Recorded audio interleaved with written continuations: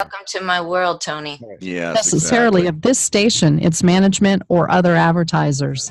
This is ContactTalkRadio.com. Consciousness in action. And you are taking action into your consciousness by tuning into Contact Talk Radio. And on TuneIn.com, Ping.fm, and UpSnap Mobile. Contact Talk Radio.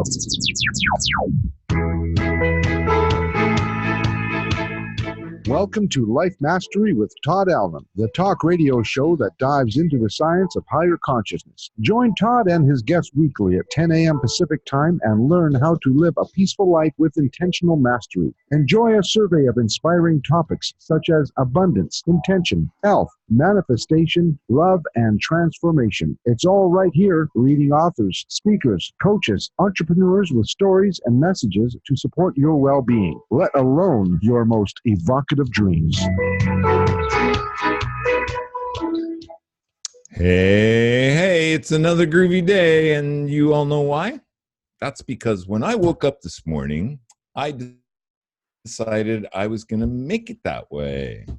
Welcome to Life Mastery Radio, the talk show that brings you great thoughts and ideas for you to use on your very own life mastery journey. And we are live today. Yay! I took a little break in July and gave everybody some great replays. We replayed some of the awesome guests that I had on in the beginning of the year. But we are back in the saddle and riding shotgun with me today. You can see her smiley, cute little face down there. It's the grooviest chick in the whole wide world. Da, da, da, da. Debbie Handrich. Welcome to the show, Debbie. You're back in the saddle. What a fun saddle this is. Yes, and happy to be here and happy to connect with you and Tony.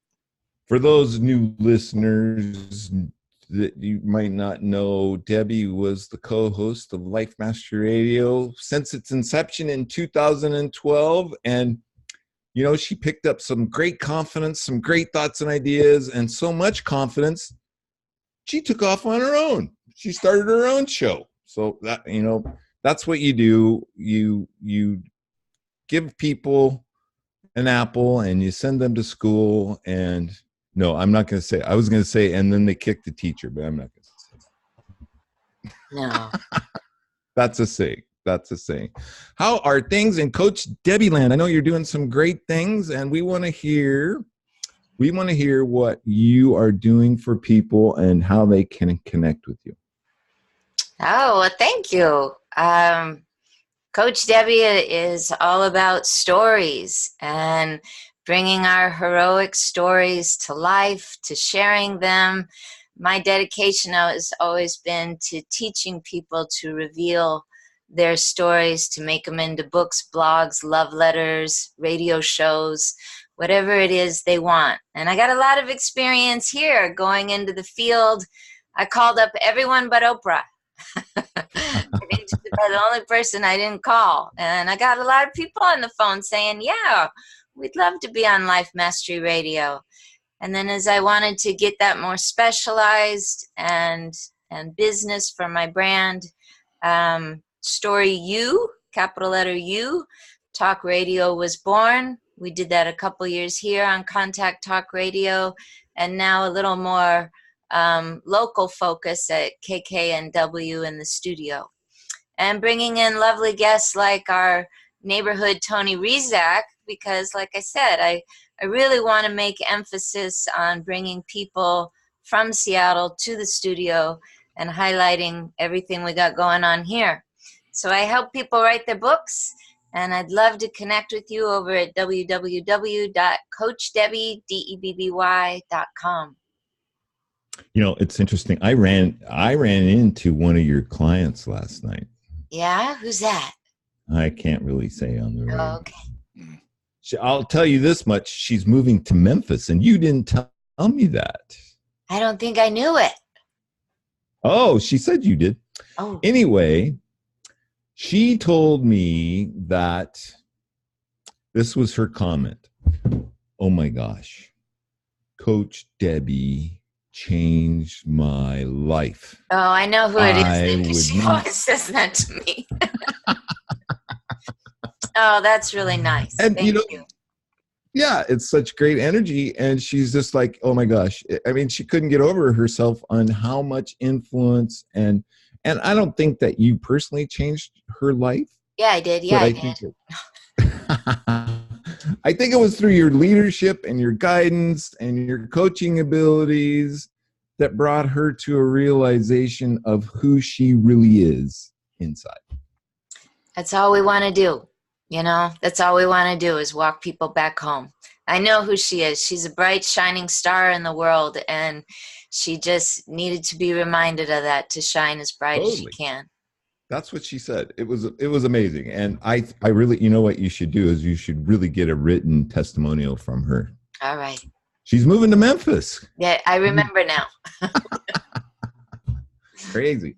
Okay.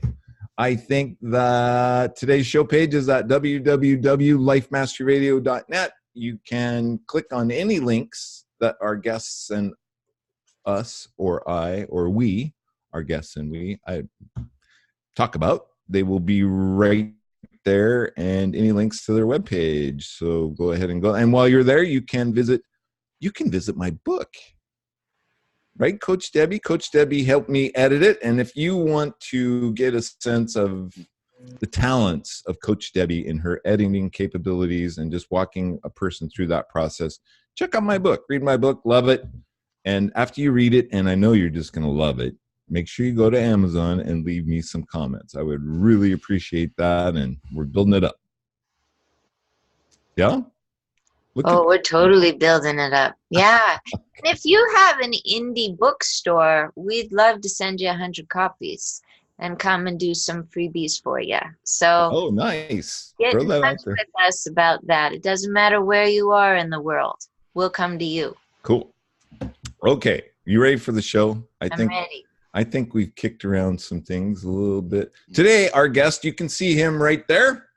It's the amazing, the wonderful Tony Rezac. Did I say that right, or is it Rezac, Tony? It's Rezac. Yeah, you're Rezac. very close. There we go. Look at that. Big smile. He's all ready to go. Tony is an author and men's coach who creates workshops and programs that assist men in meeting the challenges they face. And in today's world, oh my gosh, the list is long. He leads his life renewal program for men as both a 2-day workshop and a 6-week modular program. And you can check out his website for more information on that. That can be found at www.lifemasteryradio.net. Tony went through the Mankind Project's New Warrior Training in 2004, and he has facilitated and participated in men's groups ever since. He is known as a compassionate and skilled facilitator for his commitment to the personal development of men. Tony is the author, and we're going to be talking about this today, of Body and Soul, the Essential Handbook for Men. This is the instruction manual, I believe. We'll find that out. A book of essays about healthy masculinity and finding your life purpose. His creation is how to create happiness in a 1-hour talk about how we can create a consistently happier baseline and how much difference that can make for our lives, our families, and our work lives. I had to scroll down, Tony. Sorry about that. I got interrupted a little bit. It's okay. How are you today, my friend? Welcome to Life Mastery Radio. Thank you. I'm doing great. It's great to be here with both of you and all your listeners. Thank you. So you're out in the world you are making a difference in men's lives. You've got men's groups going on. What are some of the issues that men are facing today? It's a different world than when you and I grew up. Mm-hmm. And it's happening so quick and so fast. It's like one day to the next is a year in our grandparents' experience, pretty much.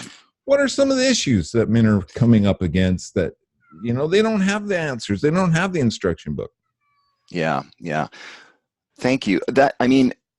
Some of the issues are the same that they've always been. It's just we were so cultured, I think about my grandfather, he dealt with stress. He dealt with isolation as a man. And we were so cultured in this country that, we talk about the man box on my podcast, that men are taught to, that we don't really have a rich inner life. Anything that comes up for us, we have to handle by ourselves. We're not really supposed to unpack, our struggles, and men struggle with all sorts of things in all different stages of life. Right. When you're a young man, you're struggling with how to get your feet underneath you and pay your first rent and hold down your first job. When you get a little older, you might be struggling with your partnership, your marriage. Men will inevitably hit, midlife crisis, where they've worked their butts off. They might be really stressed out. Maybe their marriage is starting to fray. And, we're just not taught to share that with anybody, certainly not a group of men. And so men will go down to the pub, have a beer with his buddies, and just kind of grunt and go, well, things are okay. They won't even say that they're hurting. And so one of the beautiful things about men's work is that it gives men a permission not to be weak, but to be strong in their authenticity, strong in their heart expression. When they say, hey, I'm really worried about my marriage right now, or I'm really worried about my job, or my lack of direction, or I'm worried about my drinking. That's something I never talk about, but I've got this fear. I'm a salesman, and we drink a lot, and we golf, and we drink, and I don't think it's so healthy, and I don't know what to do. And so all sorts of issues can befall men, and will at different phases. And so there's some critical, transitions. And I think that the beauty of men's work is it helps men sort of gather their resources with other men, get better at identifying what's really going on, and then build bridges into more inspiring landscapes for them as, new chapters in their hero's journey. I think what Debbie said about hero's journey is really relevant for men too, that if you can frame your life as a hero's journey, then a new chapter awaits you. That's different than I'm a 55-year-old and, I've gained a bunch of weight. I don't know what to do. When you start to see it as heroic, there's a lot of ways it can go. So There really is. Yeah. There's an awareness too, I think, of who you are. You really spoke to me growing up. I was taught to be a tough kid, and my dad coached all my baseball and basketball teams. And when I got hurt, shake it off, and big boys don't cry, and, hold those emotions in. And, it was just all of that. And as I got to be an adult, I think a lot of men identify with this today too. It's just sheer force and brute horsepower, right? Yeah. And the faster you pedal, really, the slower you go. And then you reach this point of, for me, it was crawling in a bottle. Right? Because alcohol killed that pain, or I found what I thought was a cure by getting tanked all the time. Mm-hmm. And then women go and crawl into the arms of the man that's crawled into the bottle. And so we just compound it, Yeah. And that's why I think the journey, the heroic journey, is for the heroine as well. Absolutely. Because she has to find out how she stuffs her feelings. She stuffs them by finding the strong arms of a drunk man, and the man finds it straight through the bottleneck and down into the, the wormhole of the tequila. Well, let's define that a little bit, since both of you are experts in the hero's journey, and Debbie has coined the phrase, I think, the heroine's journey. Right? Mm-hmm. Yes. So, Tony, explain for us what this journey is all about, and how men can identify and make those changes, because a lot of time it's just on autopilot. Yeah, I think, the hero's journey, I first got interested in it reading Joseph Campbell, as many people did, the great comparative mythologist who had studied myth across the world and across ages, and said, the hero's journey could be called the monomyth. It exists in all times, in all places. And if you start to get curious about it it will start to sort of work its magic with you, right? If you start to frame your life as a hero's journey, the myth itself will start to inform what your next steps are. So right. For me, an important part of I think there's a common mistake of thinking that heroes are always these larger than life, Gandhi, Muhammad Ali, Mother Teresa, that these great historical figures, Joan of Arc, they're heroes, but we're not. We're the everyday people that sit on the sidelines and watch the heroes. But that's not what Joseph Campbell says. He says that we're all heroes. We participate as a collective. Your individual hero's journey will be unique to you and will feed the collective hero's journey myth. Right. So for me, and Todd, you spoke about this too. For me, quitting drinking was part of my hero's journey. There was a point where there was not going to be very interesting chapters written unless I quit. Quitting was the signs I was getting from my heart. Slowing down, stop running around, stop hiding by drinking so much. Quitting that led to me writing the book, leading men's groups, being a bigger version of myself, and I say, like, every chapter of your hero's journey is going to require a different version of yourself. Well, as long as I was drinking, I was the same version. I was having some little growth, but no big leaps into the next chapter of my story. You can't. So, There's no way you can. Right.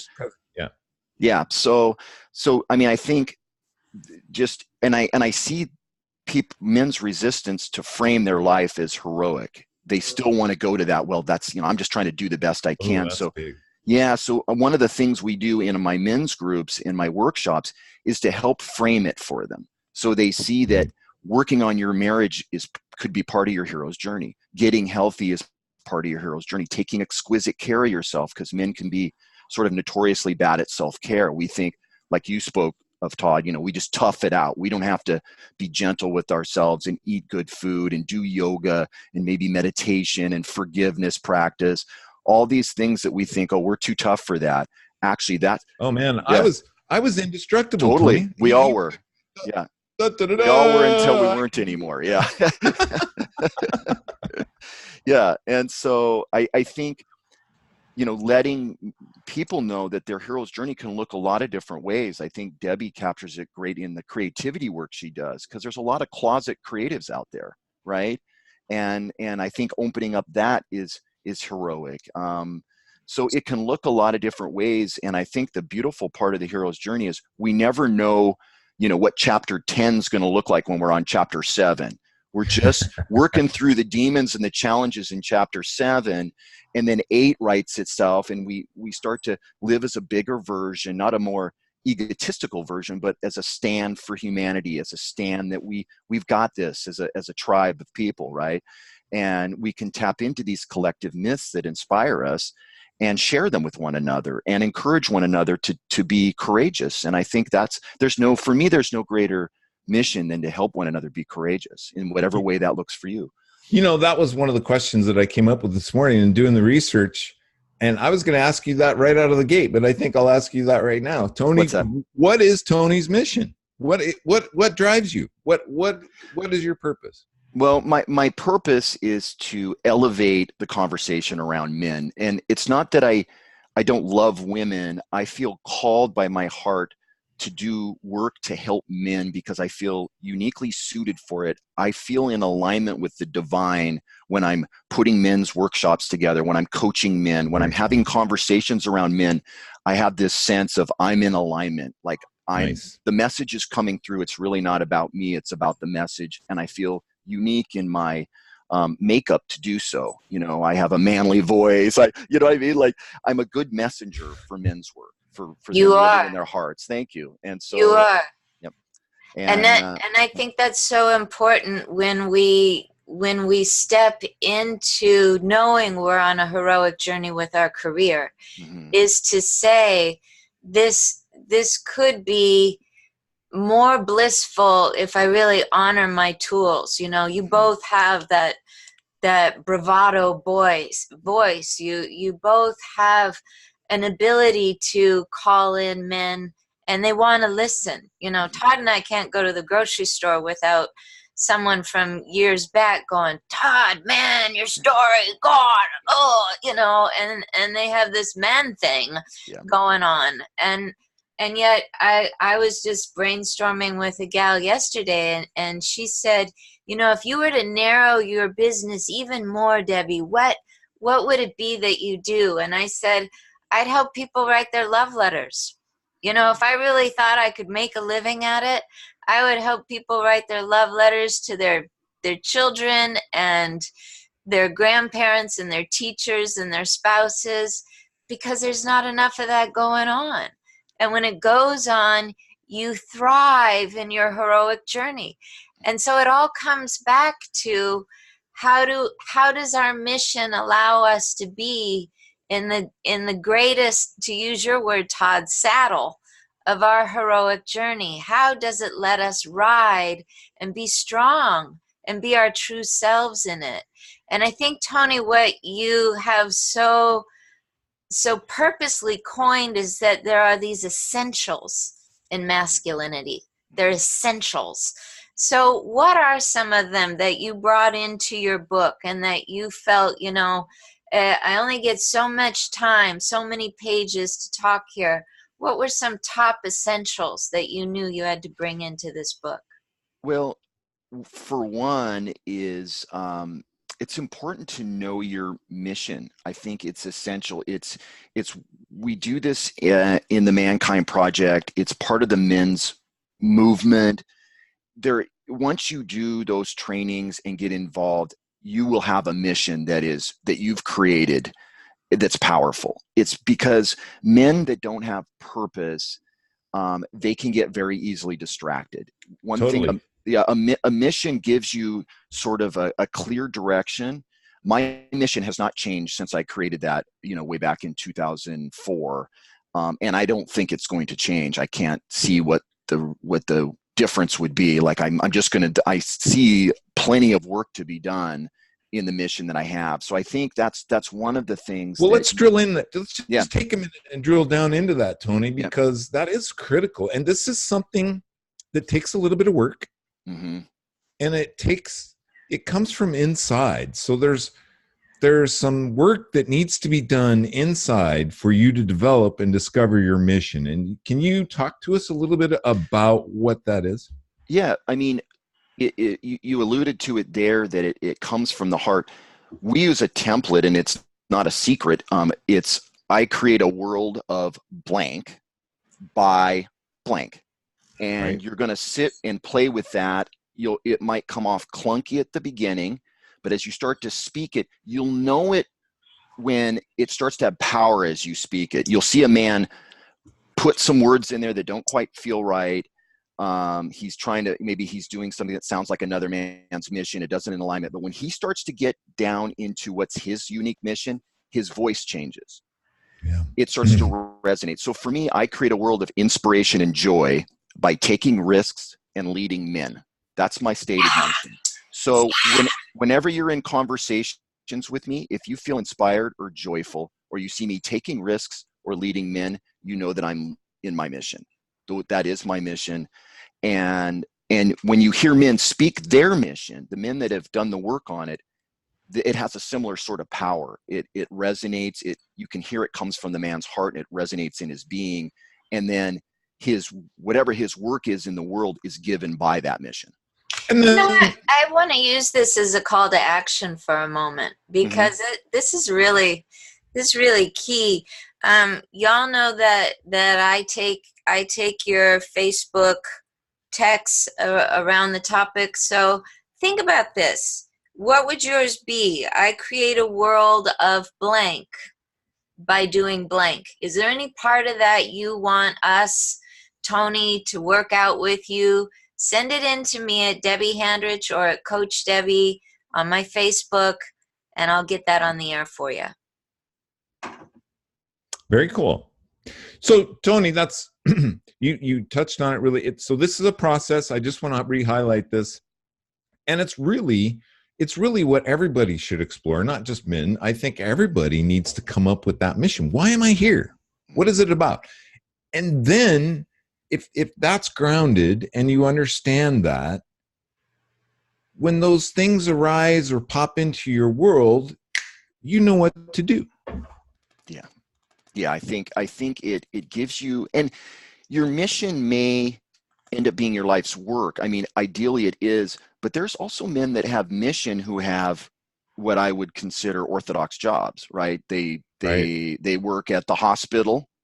but their mission is, and they find ways to have their mission in their job, but they might also be very, very involved in their extracurricular, volunteer, or group work.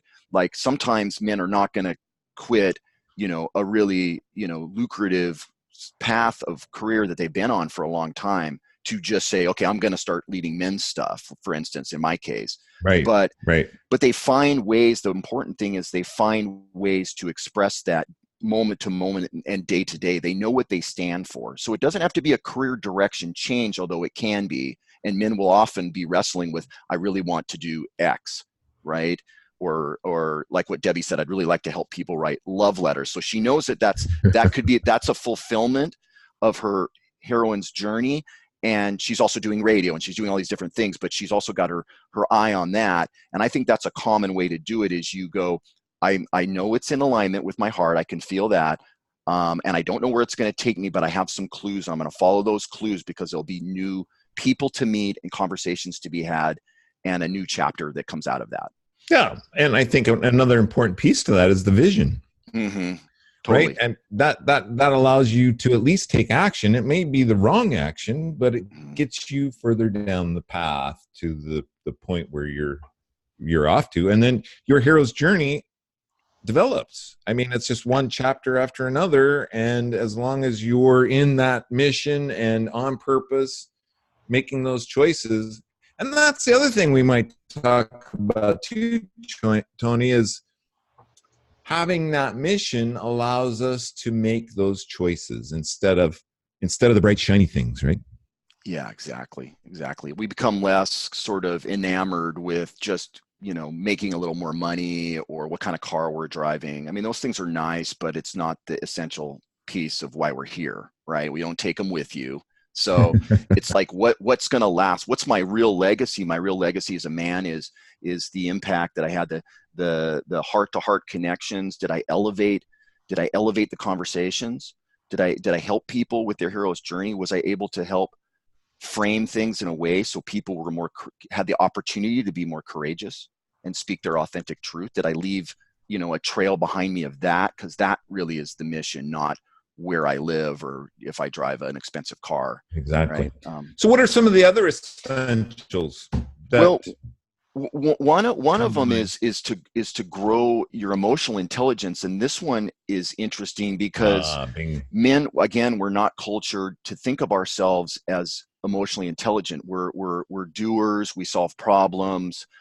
We can think through something, but we're not taught. What you said. I love what you say in your book. When this topic comes up, you say it's just not true. Yeah. It's we are not emotionally inept. No. We are very in tune. We know what's going on. Maybe dig into that a little bit because I found that intriguing. Yeah, I think men are very emotional creatures. I in the book I think I compare us to canines. We're like a dog pack. Then we can sense danger. We can sense anger. We can read other men and situations very well. We're not taught to really talk about the emotional undertones, and we read our women very well. The women in our lives, we understand. We can read their anger and their when they're in a bad mood or what's going on with them. We sense it, and so and part of men's work and men's groups is to sort of grow a man's emotional mastery, because a lot of times men have a good emotional barometer, but it's not real specific. So one of the things we do is, we break it down into the 5 basic emotions: anger, sadness, fear, joy, and shame. And we create almost like a dashboard. Where are you at today? Where's your dial of shame? Where's your dial of anger, 1 to 10? And so men will weigh in, and it gets them sort of listening to, oh, that's how a man expresses his shame. That's how a man expresses his grief, and some are easy to come by. I think for men, anger and fear are real readily read. It's the other ones, including joy, that can be muted, and it can take some work inside of a men's group where a man will be like, oh, I don't need to hide my head if I'm feeling sad, or hide my head when I'm ashamed.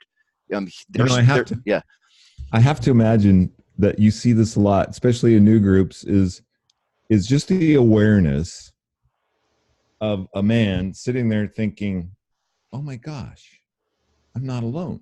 Yes. You feel that way too. Absolutely. Yeah. In fact, we do it in the men's groups. We have right at the beginning when we're starting, we say, if anything that a man says resonates with you, go ahead and stick your hand up. Well, a man will be testifying about some struggle. He's just so stressed out about work, and I'm just worried about getting, you'll see 4 hands go up, and so it creates this instant bond and sharing that happens very, very rapidly and in a really beautiful way. So. And I Go love ahead. the fact that you're talking about it as an intelligence. Mm-hmm. That our emotions is an intelligence that we come into the world with, and we develop our intelligence, whether it's our health intelligence, our success intelligence, our emotional intelligence. We develop that as we grow and as we go through our journeys, and that a lot of the heroic journeys, they go through like these 8 to 9 year cycles, and just as soon as you think you got it licked, you're on the next one, right? You're Absolutely. on the next one. So Another hill to climb. There's a new Mount Everest right there in the Himalayas for you. So I think it's really important to say that this is an intelligence. So sometimes we grow it by not just being in groups, but then taking that to other communities. And I think it's really important to talk about the phases of which we know people. Like boys interact with their moms in a certain way when they're 20s, but boys have to interact with their moms in a different way when they're in their 50s. Right. Absolutely. And to not have a men's group and to know where your masculinity is in that, with mom, who you could just so easily just go, oh, she's mom, and just blow it off and whatever. But to really honor that as an intelligence, kind of coming back to my love letter thing. Yeah. But, just the idea of how do I lovingly, thoughtfully have dialogue with myself so that I can offer it to the people that are just long time in my life. Absolutely. Absolutely. Yeah. And there's so much to be gained for a man by becoming more emotionally intelligent and having, and doing work in that area. I mean, his self-care goes up, his communication with other people, his loved ones, his wife, his kids, his parents, siblings, friends, all that gets much better. And one of the gifts of doing this work is all of a sudden you have a lot of really deep new friendships, which men are starved for. There's too many 60, 70-year-old men who are down to like one friend, or zero. They're married and with no friends. And that's tough to be that isolated, because do you think your hero's journey is ending when you're 65 and 70, you quit working? You got some important chapters to write in your story, and you're going to want some real heartfelt friendships to help you in the transitions when your child leaves the house finally for the last time and goes out in the world, or and you retire. Well, all these different transitions as you face death, as a hero's journey.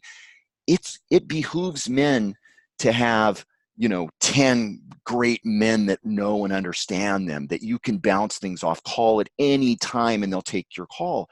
It's invaluable. I would not trade it for anything, And we women see that as his biggest strength. Yes. I mean, we feel that he provides for us. Ooh, that's strong. He fixes my car. Oh, I love him. He picked up a piece of chocolate cake at the store and thought of me.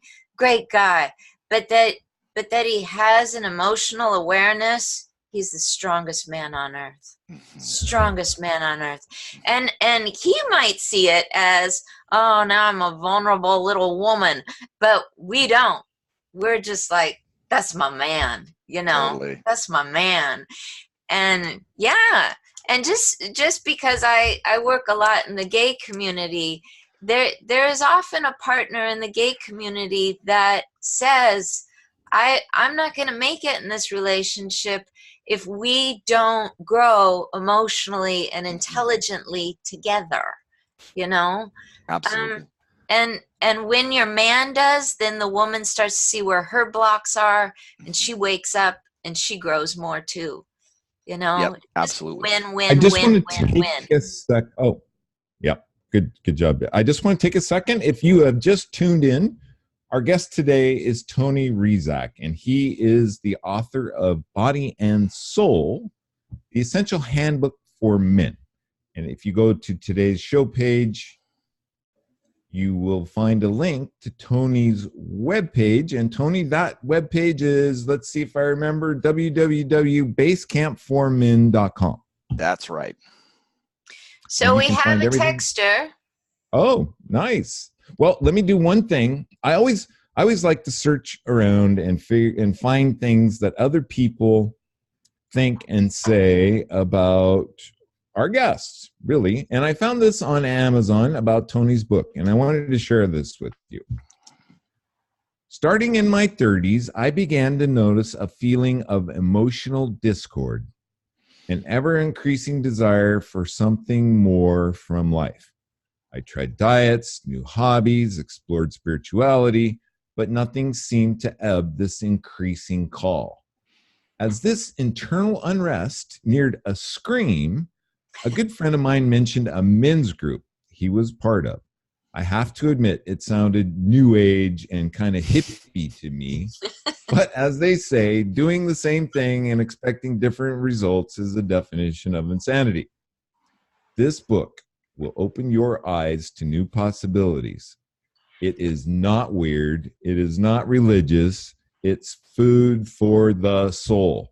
Give it a read. You won't be disappointed. And we're going to give Chris a big shout out for that. Tony, when you hear something like that, that reaffirms that you are on your mission and there are people out there, even if it's one, I know you have influence of many others, but just one person like that, it's all worth it.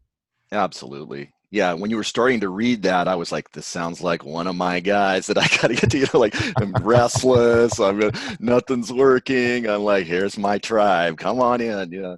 So, yeah, it definitely feels very satisfying to know that there's men that are reading the book, that are getting into groups, that are hearing the podcast, and it's providing relief and providing like, oh, there's a direction. There's a direction. This is resonating with me. I'm going to go check this group out, or I'm going to find out how I can get involved in this, or I'm going to get this book, or and yeah, it's super great. It's just, it fills my heart. Cool. Debbie, I know we had a texter with a question, and I always like to hear from that side of the house as well. What do we got cooking? Okay. All right, Tony, ready? Yep. It's a good one. Okay. Nothing like priming the pump. Okay, so we have Chris from Sammamish. Chris writes in and says, I take a lot of pride in my background. My uncles, my dad, my grandpa taught me well. I don't think that the way I show up is always the best. I can't fill in the blanks to your question. Just to remind the listeners, the question was, I create a world of blank by blank. Big. I can't fill in the blanks to your question. I might be a good candidate for your local tribe if it, in fact, it is local. Yeah. It's local. My big question here is, I don't want to become an all-wondered boy new man. I just want to make things work. So an area where things aren't working is I don't have as many people in my life that I used to. For example, I'm so excited that my 20-year reunion is next week because maybe some of these people can be my new friends again. What would you say to a guy like me? Can I be helped without becoming just some stupid marshmallow? Yes. Yes, you can. This is Chris in Yeah. Sammamish. Yeah. This is Chris from Sammamish, 38. Yeah, there's tons of men that find men's group in the men's movement. They're just like you, Chris. You know, you're in a great spot. Your 20-year reunion's coming up, so your late 30s. This is when it really things start to knock at the door a little bit for men. I did the Mankind Project's New Warrior training when I was 37. So you're right at the age I was, where I was noticing some of the same things that you're noticing. And I was a college athlete. I played college baseball. I was a tough guy like Todd, you know, just a guy's guy. And it didn't make me soft. It made me authentic and in my power, my inner power. And I think that's what it gives men. And, you know, one of the things, it's not important, I don't think, with your mission. It's difficult on the air to take it and run with it. One of the things that we do is we create sacred space or ritual space. Now, there's nothing marshmallow about it. It creates a space where you can do the visualization and the inner work, where images will come to you and words will come to you that won't when maybe you're just seeing it on Facebook and then you're trying to jot something down. I think because we create a container where the work's being done, and as men in the circle are doing mission work and stating what it is, it starts to resonate with the other men. It's almost like we're collectively creating purpose. And Well, we can just kick around, you know, and I think it's famously said, and it's written in probably the best-selling book of all time, that where two or more are gathered, I am there. And I think that's exactly what you're relating to, is that collective energy of working with others. Same thing in a mastermind group. Yeah, absolutely. So for Chris, I would say absolutely. If you're in Sammamish, you know, just reach out to me, and in the fall we'll be starting something up. I think you'd be very pleasantly surprised at what you get out of it, who you meet in there, the friendships that get developed, which is powerful. And sure, you know, I mean, there's men do not feel isolated in those groups. They feel very well connected to new friends there and old friends. There's men in my groups that have been in my groups for years and years and years. And we can do the important work of creating your mission in there as well. So, you know, Tony, I would love it if you could help, because when I saw the word marshmallow at the end, I thought of so many people that have come to me and have said, I know you work mostly with women. Don't tell anyone I'm here, you know, but I think it's important to define a group, because we know what it means to go and be in a social group. Yeah. And some people know what it means to sign up for therapy and they ain't ever going back. But what is a men's group? Why is it different? And just kind of paint the landscape of what you're up to, how it's not a social group and it's not therapy. We meet, so, you know, there'll usually be 8 to 12 in a group. We'll meet for, you know, a lot of times we'll do, lately I've been doing 6-week groups. I like that. And then we take breaks and we come back, the group gets a little bigger. And when we come into the group, we'll do a high-low check-in. So it's like, what was the high and the low since last time we saw each other? So men will say what their high was for the week, what their low was. And then we do some meditation that slows everybody down. And I create what's called ritual space, which sounds woojy, but in fact, it's just a way to sort of let men know, look, we're leaving the world of emails, to-do lists, work stress, and you're entering a space where men have traditionally met for generations, way back to when the first men first circled up around a fire.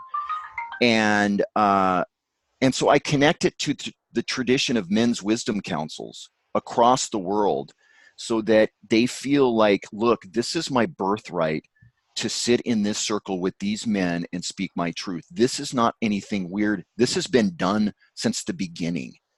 Cross culture, in Africa, in Europe, in the Native American tradition, everywhere. they've done men's wisdom circles. With sticks, stones, yeah. and campfires. So we pull that tradition in as a context to give them a sense of like, I belong here. It's my birthright as a man to be able to sit in here with these men. And then we start going a little deeper with the sharing. You know, what are you withholding? What are you not talking about? And it just comes tumbling out of the men. They don't have to, there's no barrier. And I know for a listener, they might go, well, I'm not really ready, but you would be surprised what you'd be ready for when you are in a group and men are already sharing and you just go, oh, this is no big deal. I can talk about, I'm really scared of this. It's the energy and it's the safety and it's the understanding too. And it's the openness and the honesty and the integrity. And then we work with the 4 archetypes to help the hero on his journey. So there's the lover, the warrior, the magician, and the king. And so we have rounds called the magician, the warrior, the lover, and the king rounds. And so lover round is all about what I'd already talked about, which is all about emotional intelligence. So we'll ask a man of the 5 basic emotions, kind of what are you running a lot of lately? And he'll share. Warrior is what you're committed to. So men will do stretches in there. They'll express where they're out of integrity, where they need to restore their integrity. A lot of times there's accountability. So I might pick you as my stretch partner and say, hey, this week I'm not going to have any sugar because I just feel like I've been binging on sugar and it's making me feel lousy. So I want somebody to help me. So you'll get a stretch partner for some of your warrior work.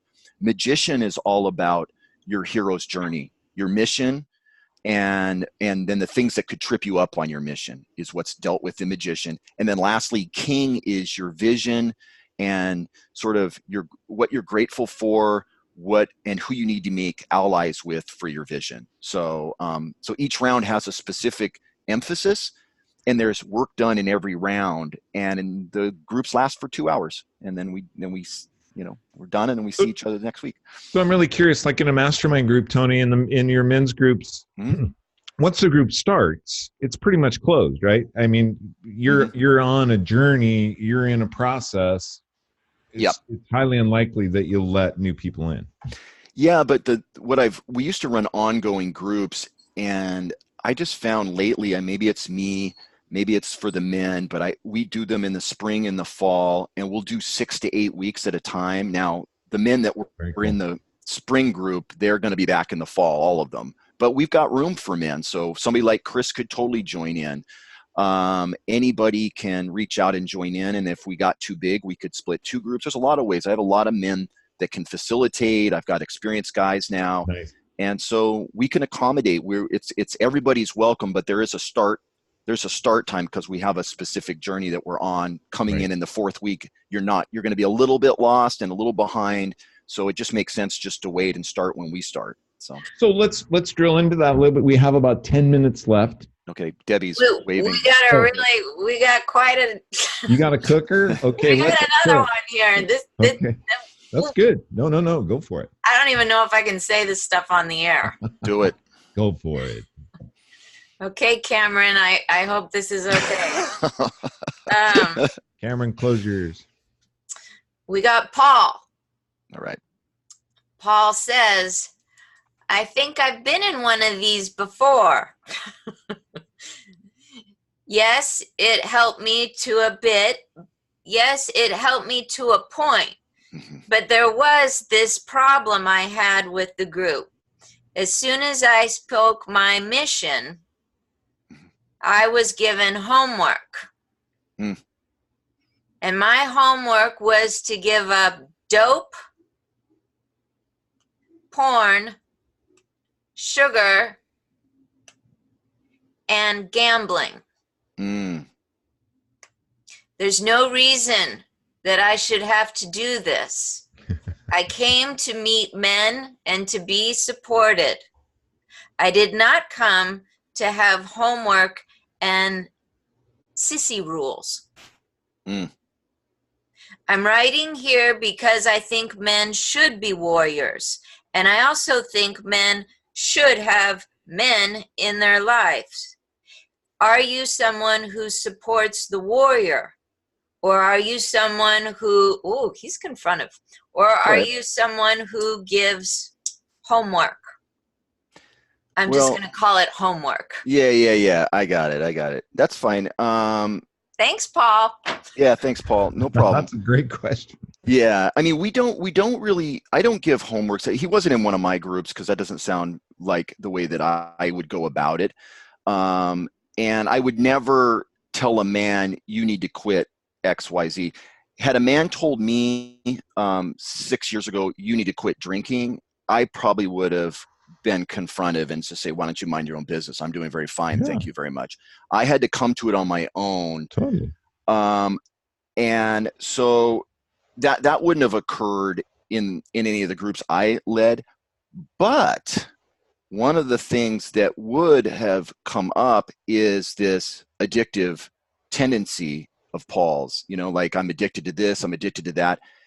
He may have found in one of the rounds that he was a little bit on the hot seat being called out about it, right? With compassion, not as a shaming thing where it's like, you're addicted to everything and you need to get off of it. That's not where we're coming from. However, there sometimes, like what I spoke of earlier in the show, there's a point where the addiction to ...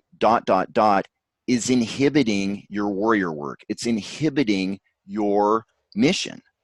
And in a circle where we speak the authentic truth, it's not going to get by all the men. It wouldn't get by me, and it wouldn't get by most of the men in my men's group would say, hey, Paul, you keep coming in saying that you've got all these things that you're dealing with, and we're just here to support you.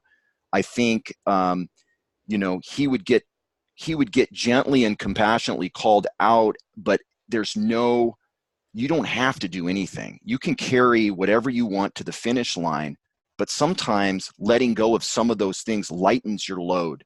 It makes life easier. I know for me, when I quit drinking, I got lighter, right? But I didn't know that till I did it. And so to speak to Paul's resistance or, you're not going to make me do this, I could never make a man stop anything, right? And I don't give them homework in that regards. They choose their own stretches. He might find in my group that he's going to choose a stretch for him to get off of gambling or porn or whatever. He may, in his own free will, say, hey, I want support. I want to try this out. I'm seeing men stepping up and saying they're trying to quit some of these things, and I want to join in with these other two men saying, I don't want to drink this week. Let's see how that feels. Right. So I think it's done in partnership, not as a shaming, singling out a guy that he's not up to snuff. I would never do that. I would not have responded well to that approach myself. So let's speak to that just a little bit too, because I can imagine we have a lot of women listening to the show today, and a lot of women that may have run into your book. And I have to imagine, Tony, that your advice for them is not to go up to your man and tell him that he needs to join a men's group. No. But I can hear it. I can hear that happening. Sure. They won't do it that way. I think there's an attractor element to men's groups, right? I think speaking with, like what Chris was saying earlier, like I'm going to my 20-year reunion hoping I find some new friends. I'm saying we've got deep friendships in this work. Like, come in with us and you're going to get so much more out of just being friends. You're going to actually, frame your future as a hero's journey. Like, how great is that for you, Chris? That kind of thing, right? So, Because all of this is about connection and working together. Absolutely. It's not about competing with a partner or a brother or a dad or anyone. It's all about the idea that we all have mission, and none of us are going to be able to carry out our mission without community. It's just too hard. Right. It's too hard. So it's no one's job to say, go here or go there. And yet it's wonderful to be able to find invitations like yours. Yeah. Oh my goodness, my friends, we only have a couple minutes left. I do want to make sure, Tony, thank you so much for coming on the show. I think there's a whole plethora of other things that we could talk about. So I would hope that you're open to coming back. I think that we could have another great discussion and at least plant the seeds for others to know that there's a solution maybe for what ails them. And they need to know how to find you. Yeah. Yep, at basecampformen.com. You can go on there. And TonyRezac.com is the other website, and there's ways to contact me there. And if you're interested in doing being part of a fall men's group or men's coaching, reach out there. And I would love to come back on this show. Time went very fast. So did you have fun? Oh my God, it was a joy to be with both of you. I felt like we're just sitting around the fire chatting about the important things. So. See, this is part of my mission, is to bring thoughts and ideas for those to use to make better choices in their life mastery journey. So that you helped fulfill my mission today, Tony. Beautiful. Debbie, thank you for being on the show. Tony, thanks again. You rock. This will make for a great show. Next week, I have Diane Collins coming on the show, and she wrote a book called Quantum Think. So that's going to be really, really interesting. Sign up for the newsletter. The newsletter will clue you in a little bit more about what that topic is about. Stay tuned on Facebook. Connect with Debbie. Connect with Tony. Lastly, I would really like for you to make it a great day. The reason is because it's all about choice. And after the show today, choose to go to Tony's website. You're going to find great information there. Bye-bye for now.